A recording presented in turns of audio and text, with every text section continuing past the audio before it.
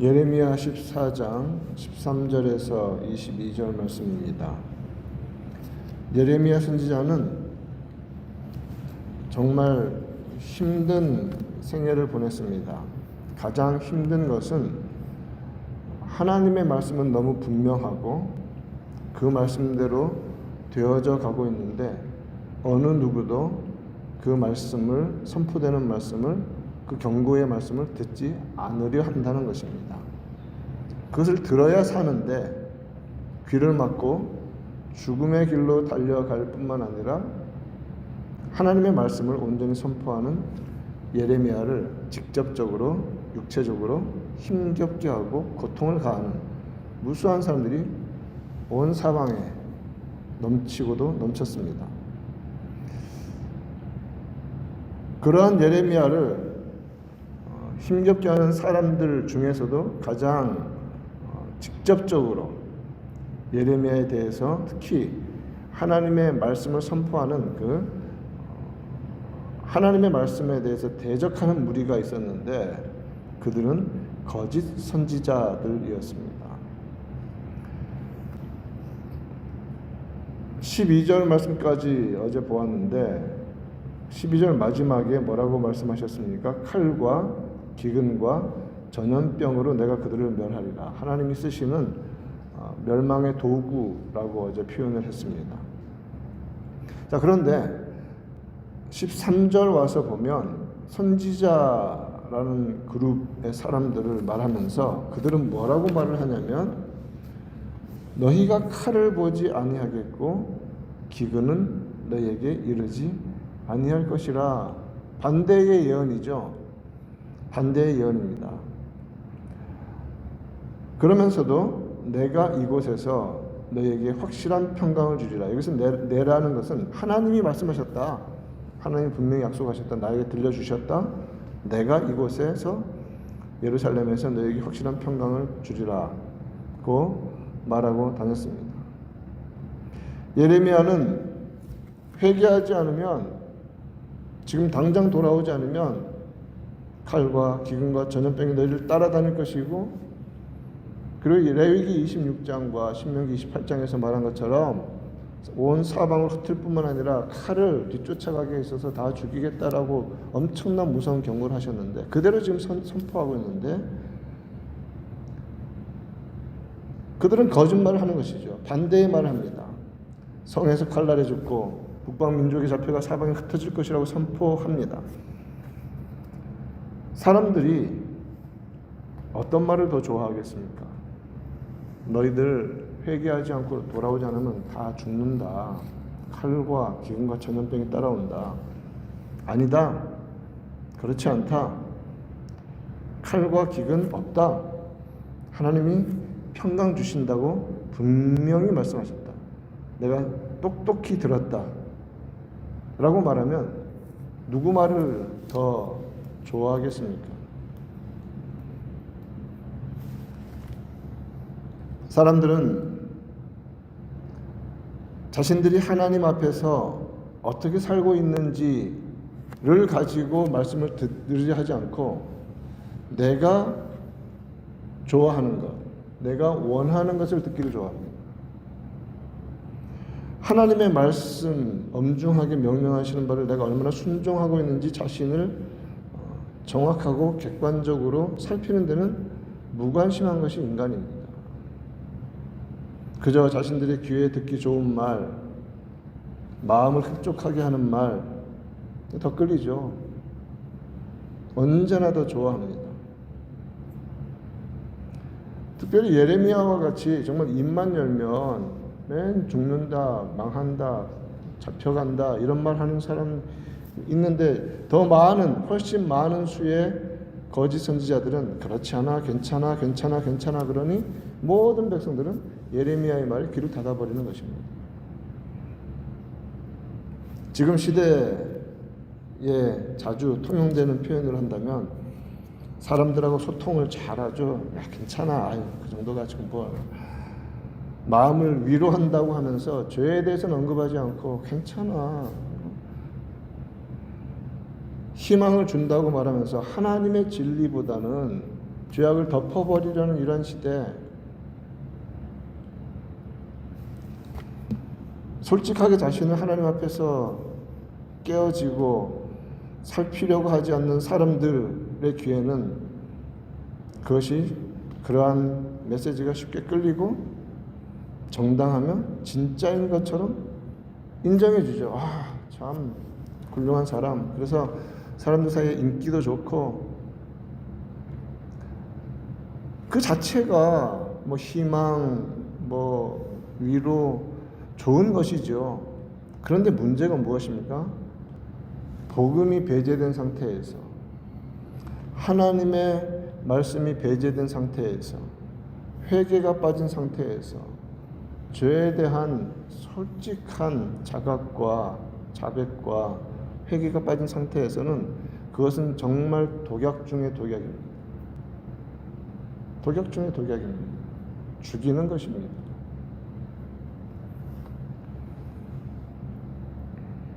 하나님은 어떻게 평가하십니까? 자, 13절은 그 거짓 선지자들의 말입니다. 칼 없어, 기근 없어 평강할 거야. 14절, 여호와께서 내게 이르시되, 그러면서 무서운 말씀을 하십니다. 선지자들이 내 이름으로 거짓 예언을 하더라. 왜 사람들이 거짓 선지자들의 말을 듣습니까? 하나님의 말씀이라고 하니까 그냥 듣는 겁니다. 혹해서. 하나님의 이름을 내세웁니다. 자신이 하나님으로부터 계시를 받았다고 합니다. 여러분, 계시 받았다는 사람들은 정말 자신도 그렇고 주변도 그렇고 조심해야만 합니다. 말씀이 우선입니다. 하나님의 말씀이 우리에게 주어진 유일한 하나님의 계시입니다. 하나님의 말씀을 전달해가면서 하나님의 이름만 내세우지 자신이 그 속에서 얻으려고 하는 자기 유익에만 관심이 있고, 사람들의 평가에만 관심이 있고, 사람들의 인기에만 관심이 있는 그러한 말들, 하나님이 뭐라고 말씀하십니까? 나는 그들을 보내지 아니하였다. 그들에게 명령하지도 않았고 이르지도 않았다. 하나님의 이름으로 말하는데, 마태복음 7장 22절과 23절에서 예수님께서 주여 주여 우리가 주의 이름으로 선지자 노릇하고 귀신을 쫓아내고 권능을 행하였습니다. 똑같은 맥락이죠. 주님 뭐라고 말씀하십니까? 너희를 도무지 알지 못하겠다. 악한 자들 나에게서 떠나라고 말씀하십니다. 거짓 선지자들은 하나님의 말씀에 관심이 없습니다. 물론 어려서부터 이런저런 교육을 통하여서 익숙할 수는 있지만 하나님에 대한 관심이 없으니 그 말씀은 내용은 전하지만 그 하나님의 마음과 거기에 따라서 자신이 엎드러진 적도 없고, 그리고 가장 문제는 하나님께로부터 파송을 받은 적도 없습니다. 내가 보내지 않았다고 합니다. 그런데 하나님의 말씀이라고 하면서 사람들에게 인기를 끌 만한 말들, 그런 선포를 통해서 자기의 유익을 쌓는 데만 관심이 있습니다. 그래서 하나님은 그들의 말을 뭐라고 평가하십니까? 그들이 거짓 계시와 점술과 헛된 것과 자기 마음의 거짓으로 너희에게 예언을 한다.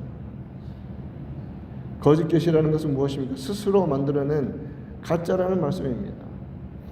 예가 너무 많아서 구약시대에 다 들 수가 없어서 그냥 오늘 본문에만 집중해서 말씀을 드립니다.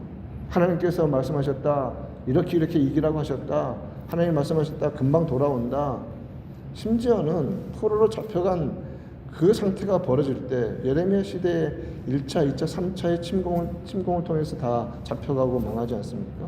괜찮아 금방 돌아올 거야. 거짓 계시라는 것입니다. 가짜입니다. 하나님은 아무 말씀도 하지 않으셨는데 점술과 헛된 것과 자기 마음의 거짓된 영에 사로잡혀서 하나님의 뜻과 위배되면서 하나님으로부터 더 멀어지게 만드는 거짓말을 유포합니다. 그러면서 점술도 뭐 그럴듯하게 그런 모습들을, 허탄한 것들을 만듭니다.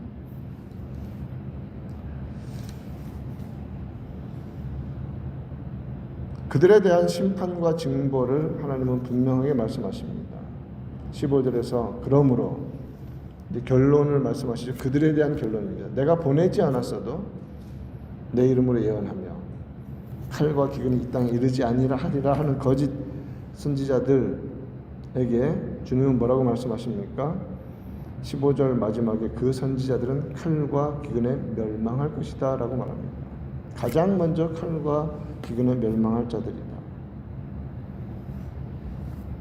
또한 그들의 말을 듣는 자들, 하나님의 말씀도 선포되고 있고 거짓 선지자들의 말도 똑같이 동시대에 계속 울리고 있습니다. 그런데 하나님의 말씀에 귀를 닫고 하나님의 말씀에서 깨어지는 데는 관심이 없고 거짓 말에 현혹되어 살던 자들은 16절 그들의 예언을 받은 백성은 기근과 칼로 말미암아 예루살렘 거리에 던짐을 당할 것이다. 무슨 말씀을 듣고 따라가느냐에 따라서 생명이냐 죽음이냐 축복이냐 저주가 결정이 된다는 것입니다.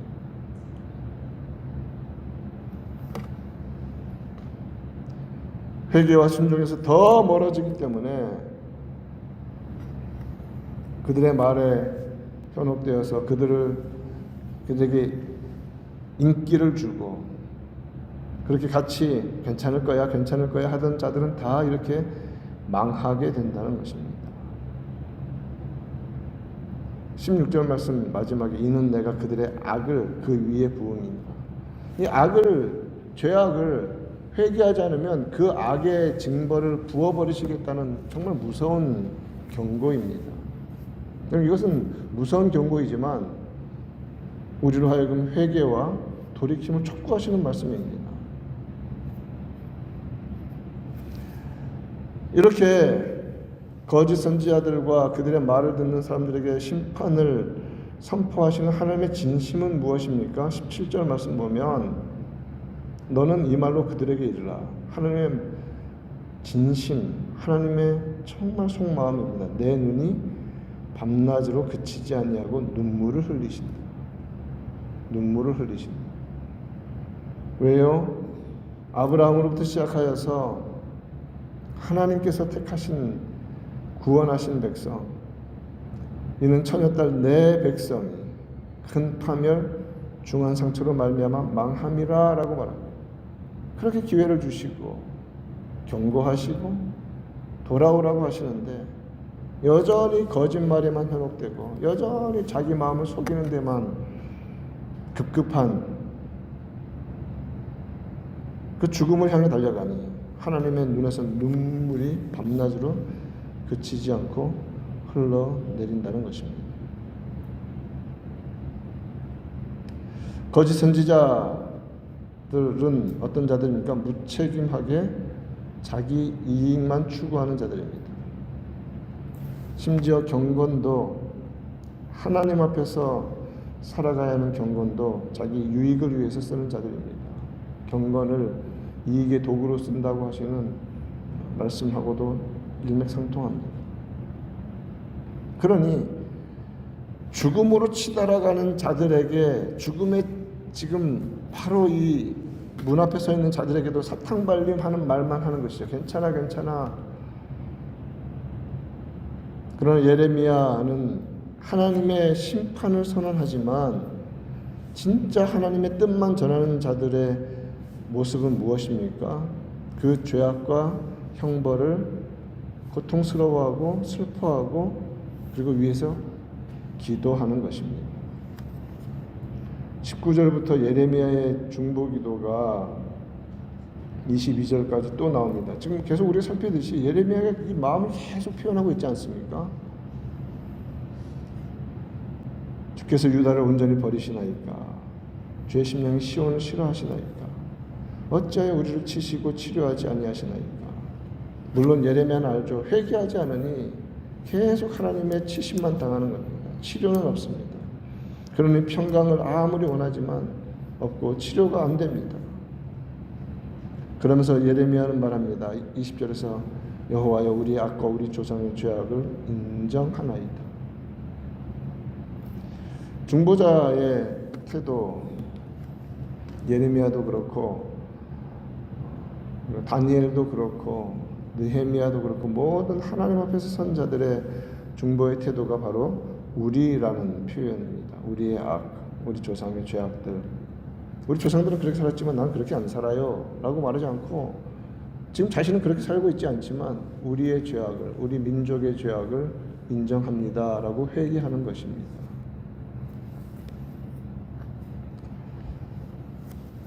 그러면서 주의 이름을 위하여 우리를 미워하지 마시고 언약을 기억해달라고 기도하는 것입니다.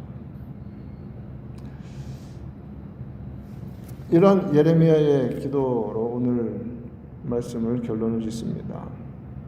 거짓 선지자들과 그들의 말을 따르는 세상을 향해서는 무엇을 선포합니까? 하나님의 엄중한 공의와 심판을 선언합니다. 죄에 대해서, 죄인에 대해서, 죄악에 대해서. 그러나 하나님의 본심을 알기에 내 눈이 밤낮으로 눈물을 흘린다는 그 하나님의 본심을 알기에 믿음 공동체가 바로 서도록 하나님의 인자와 자비와 긍휼을 구하며 기도하는 자리로 나아가는 것입니다. 이러한 모습, 하나님의 진리에 따라 공의로움을 선포하며 또 기도하며 중보하는 이러한 모습 잃지 않고 살아가는 우리 되기를 우리 주님 예수님의 이름으로 축원드립니다.